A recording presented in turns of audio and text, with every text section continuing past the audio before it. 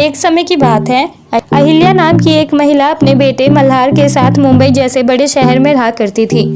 उसका बेटा एसीपी के तौर पर कार्यरत था। अहिल्या को अपने बेटे की सरकारी नौकरी का बहुत ज्यादा घमंड था, जिसका ये रोब आसपास के लोगों के साथ साफ दिखाई देता था। जब कभी अहिल्या की अपने पड़ोस के लोगों के साथ तू मैं हो जाती थी तो अहिल्या अपने बेटे की धमकी देने लगती थी, और कहीं ना कहीं मल्हार को भी अपनी सरकारी नौकरी का बहुत घमंड था। इसी तरह काफी दिन बीत गए थे।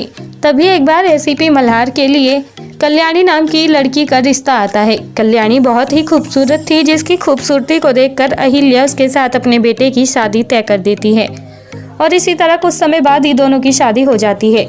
हालांकि कल्याणी बहू बनकर अहिल्या के घर तो आ चुकी थी, पर अहिल्या ने अपनी बहू को भी अपने बेटे की सरकारी नौकरी का रोब दिखाना शुरू कर दिया था, जो कल्याणी से कहती कि अगर मेरे बेटे के पास सरकारी नौकरी नहीं होती तो तुम तो अभी रोड पर आ जाती। बेचारा कितनी मेहनत करता है, उसकी मेहनत के बिना तो तुम्हारा कोई दूसरा सहारा ही नहीं है। और इसी तरह के ताने अहिल्या अक्सर अपनी बहू को सुनाती रहती थी। पर अब बहुत हो चुका था, कल्याणी अब और सहन नहीं कर सकती थी। तभी कल्याणी इस बारे में अपने पति से बात करती है, लेकिन एसीपी मल्हार को भी तो अपनी नौकरी पर घमंड था, तो उसने भी अपनी माँ का साथ दिया और कहा कि सही तो कह रही है माँ। बस फिर क्या था, कल्याणी ने उसी वक्त ये फैसला कर लिया कि वो अपनी सासू माँ और पति को दिखा के रहेगी कि बिना उनके सहारे के भी वो अपनी जिंदगी गुजार सकती है। इसलिए कुछ दिनों बाद ही कल्याणी अपने घर के बाहर एक ढाबा खोल लेती है, जहाँ वो कई तरह के अलग अलग स्वादिष्ट व्यंजन बनाकर बेचने लगती है। उसके हर एक खाने में अलग सा स्वाद होता था, जिसकी खुशबू सूंघकर ही लोग दूर दूर से उसके पास चले आया करते थे। और इसी तरह अपना ये काम शुरू करने के पहले दिन से ही कल्याणी को काफी अच्छी खासी कमाई होने लगी थी।